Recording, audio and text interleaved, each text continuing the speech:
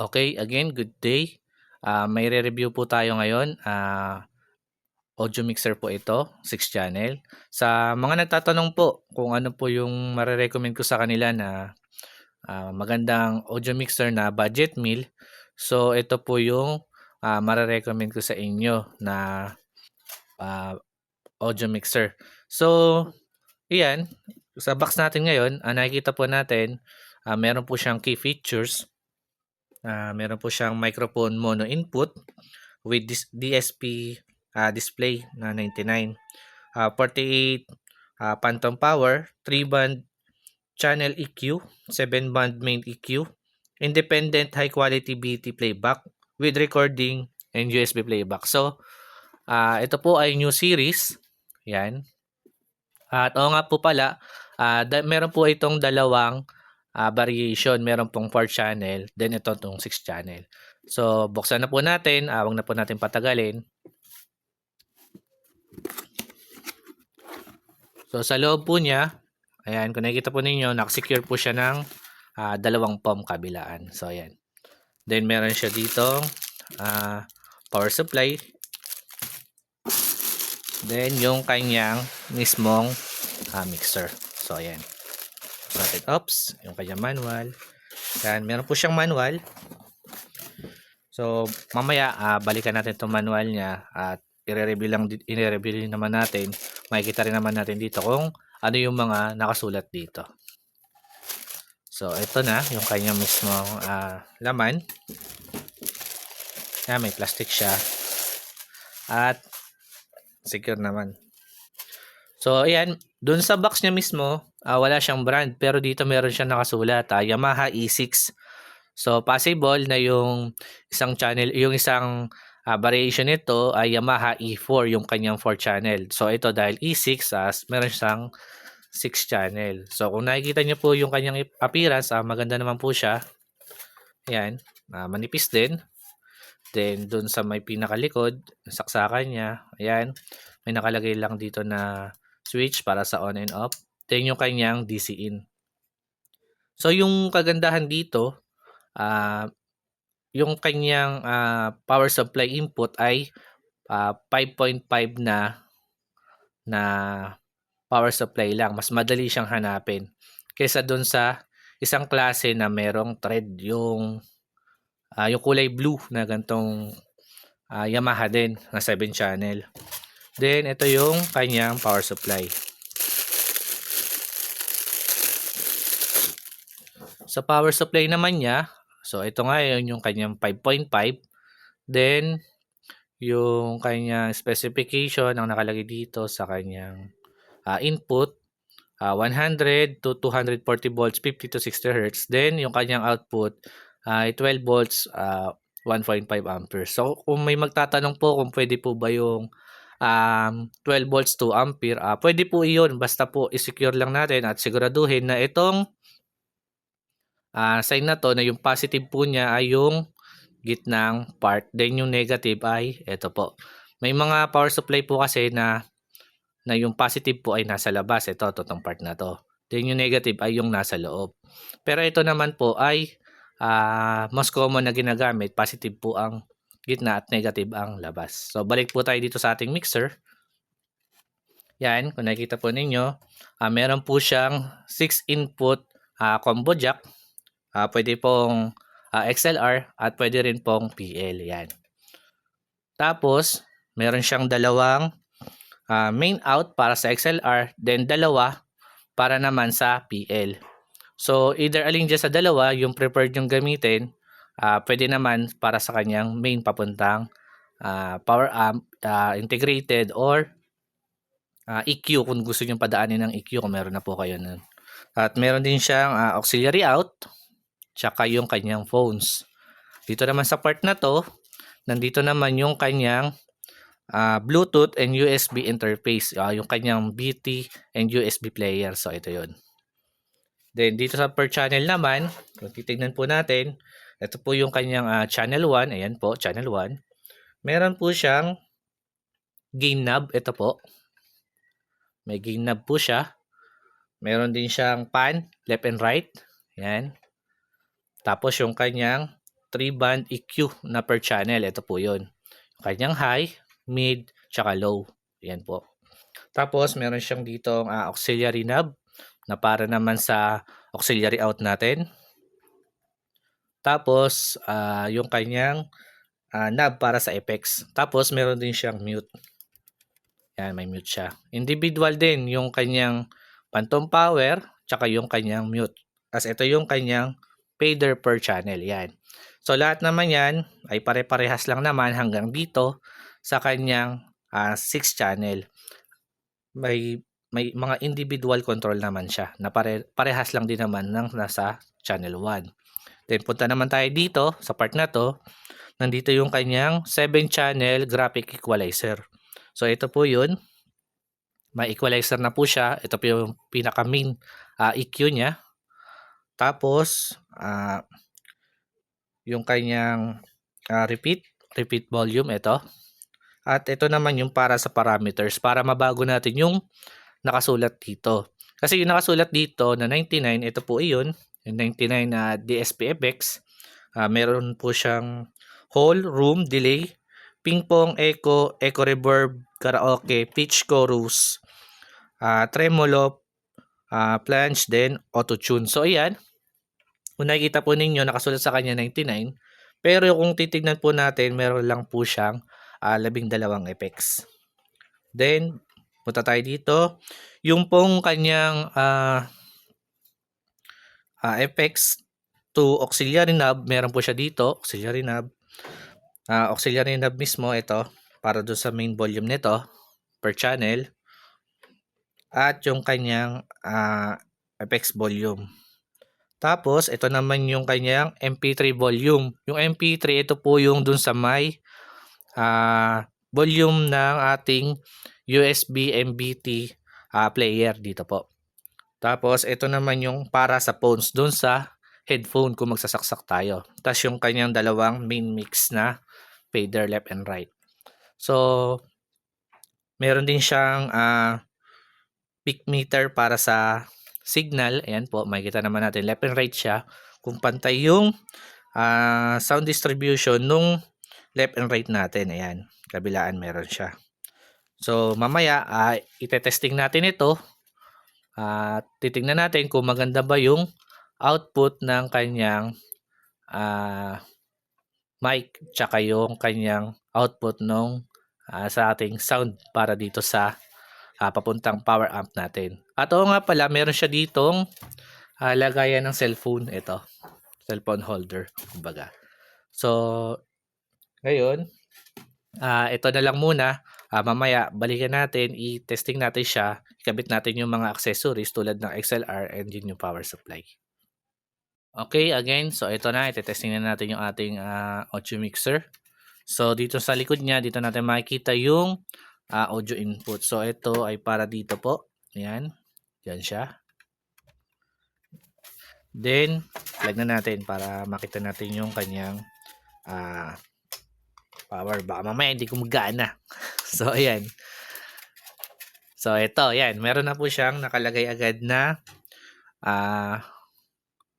effects. So, itong knob na to, nagka-count to hanggang 20. So, ito yung para dun sa kanyang repeat. So, ito yung kung ilang seconds. Ayan, yan yun. Hanggang 20 seconds siya. Ayan. Then, ito yung kanyang selector ng DSP. Ito yun. Ayan. Hanggang 99. So, ayan. Ayan, 99. Tapos, ito na yung mga number dito. Ayan. Ayan na yung effects natin. So, yung 0 hanggang 9, whole. Then, 10 to 19, room. 20 to 29, delay. 30 to 39, ping-pong. 40 to 49, echo. 50 to 59, echo reverb. 60 to 69, karaoke. Then, yung 70 to 79, pitch. 80 to 84, chorus. 85 to 89, tremolo. 90 to 94, plunge. Then 95 to 99, auto-tune. So, ito yon, dito natin siya i-select. Then, ipipress natin to. Yan, para mag-steady siya. So, itetest din natin ngayon. Kabit na natin yung mga accessories niya. Tulad ng ating para sa XLR sa ating audio source. Ito yon. Ayan, papunta sa power amp natin. Direct lang po tayo. Huwag na po tayo gumamit ng ibang processor. So ito, left and right lang naman yan. Ito yung ating naka-prepper. Yan. As plug in natin yung ating power amp. Yan. Bago po natin buksan yung ating power amp, make sure po natin na nasa low level po yung ating main mix tsaka yung gagamitin natin na channel. So, mas maganda ibaba na natin lahat. Kasi baka biglang bumulahaw yung sound ng ating power amp. Ganun din sa power amp, dapat naka 0 siya bago natin i-on. So, ayan, open na yung ating power amp. Then, prepare tayo ng mic. Ito yung ating papunta sa mic. Yung mic po pala natin, ano lang din to, mumurahin lang din po na budget meal lang din po na wireless. So, ayan. Nakikita po ninyo. Ayan.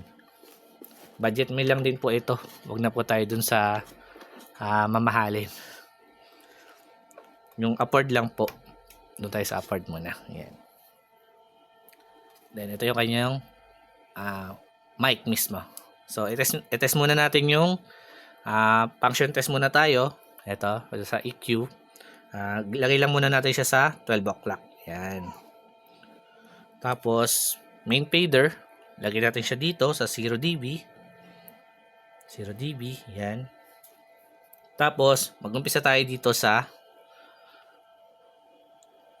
madalas ginagamit. Dito na lang tayo sa echo hanggang dito sa may karaoke. Tapos puntahan din natin ito para marinig nyo kung ano yung mga tunog nito.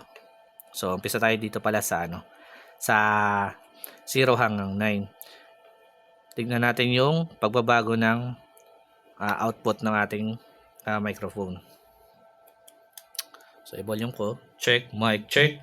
1, 2, 1, 2. Check mic. Hey, hey. Kung naririnig po ninyo, flat na flat siya. Lagyan natin siya ng konting repeat. Yan. Sa may ilang seconds. Gawin natin siya. Lagyan natin 10. Yan. Or yan, 10. Check 1, 2. Ilipat po natin 0 to 9. Hey, check, check, check. Hey, hey. Yan. Yung 0 po niya hanggang 9, halos wala naman pong pinagbago. Check 1, 2, 1, 2. Punta naman tayo ng room dito sa 10 to 19. 10 to 19. Check 1, 2, 1, 2. Check mic. Lagyan natin ng konting effects volume. 12 o'clock. Then dito sa ating effects, gawin natin 3 o'clock. Check 1, 2, 1, 2. Ayan po yung output niya. Tapos punta tayo dun sa delay. Adjust natin ulit. 20 to 29. Check 1, 2. Check 1, 2. Kung naririnig po ninyo, may echo na siya. Mahaba na po yung tunog. Check 1, 2. Tapos punta tayo dun sa ping pong. 30 to 39. Check 1, 2. Check 1, 2.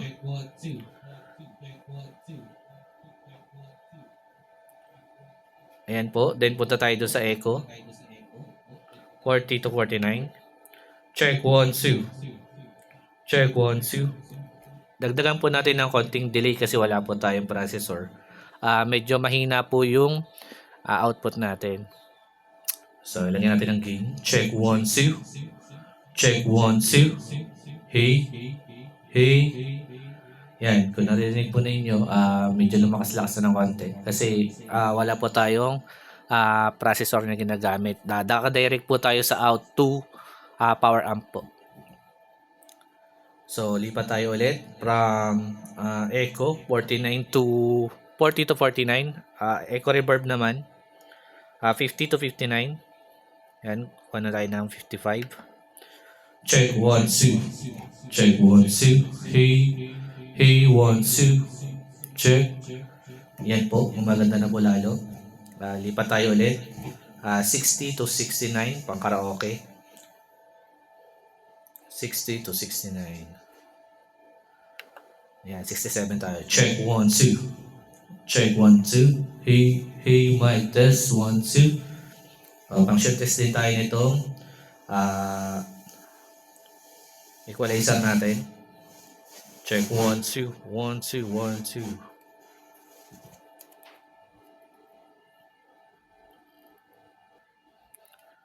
Check 1 2.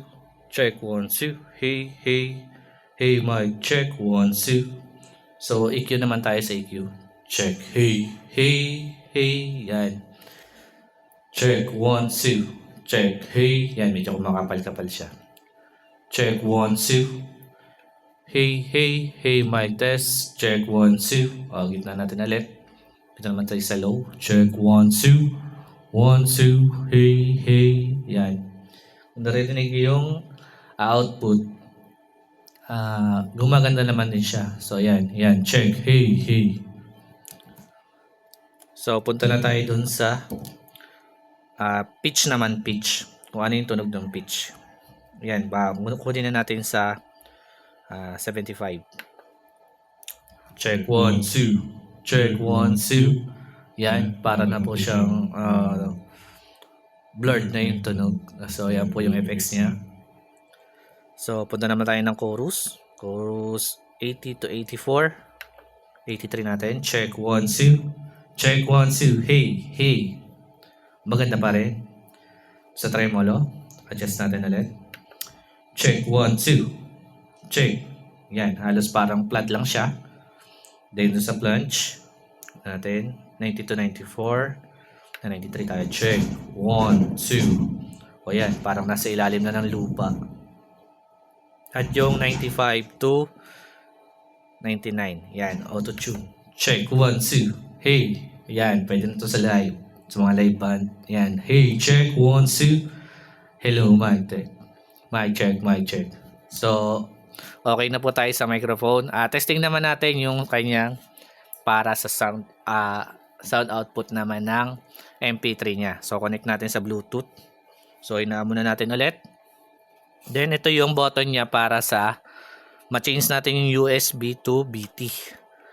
So, ayan. Lagyan natin ng konting volume to. Connect natin. Ang pangalan ng kanyang Bluetooth ay Bluetooth din. Ayan. Kinonect ko na siya kanina. So, ayan. Bluetooth.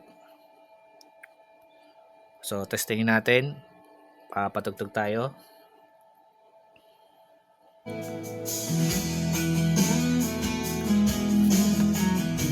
So, ito yung kanyang knob para sa MP3. Pero itong main mix natin, kung nakapatay ito, kahit i-volume natin to, hindi pa rin yan mag-output. So, ito nga pala ng ating MP3. Kasama na din siya dito sa equalizer. So, ma-adjust natin dito yung tunog ng ating MP3 player. Tapos, ito yung kanyang main out. Kasama rin siya talaga dito. Ayan. You're my only reason. You're my only truth. I need you like water, like a breath, like your air. I need you like mercy from heaven's gate. There's a freedom in your arms that carries me through. I need you.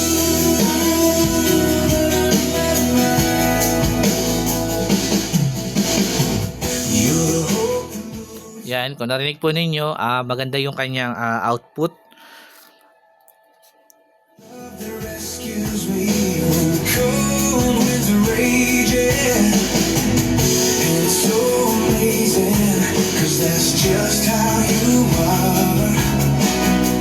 And I can't turn back now, 'cause you brought me too far. I need you like water, like breath, like your air. I need you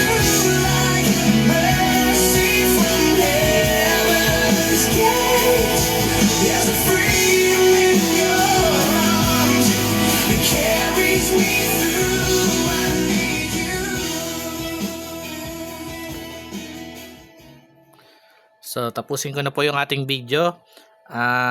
Sa gusto pong bumili ng ganitong mixer, sa Shopee ko lang po siya nabili. Ang price po niya nagre-range from 2,000 to 2,700. So, meron po yan discount kung meron po kayong voucher na makukuha.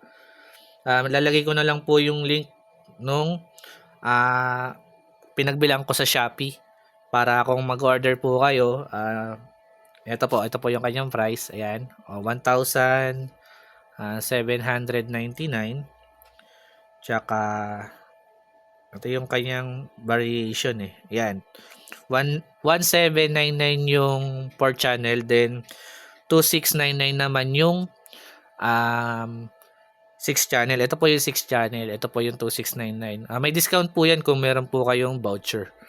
So, tapusin ko na po yung ating video. Marami pong salamat. Sana po ay huwag nyo rin kalimutan mag-like, share, and subscribe sa ating channel. Sa susunod, magre-review pa ulit tayo ng mga ibang item tulad ng mga power amp at processor. So, hanggang dito na lang po ulit. Salamat. Thanks for watching. Please don't forget to like, comment, share, and subscribe.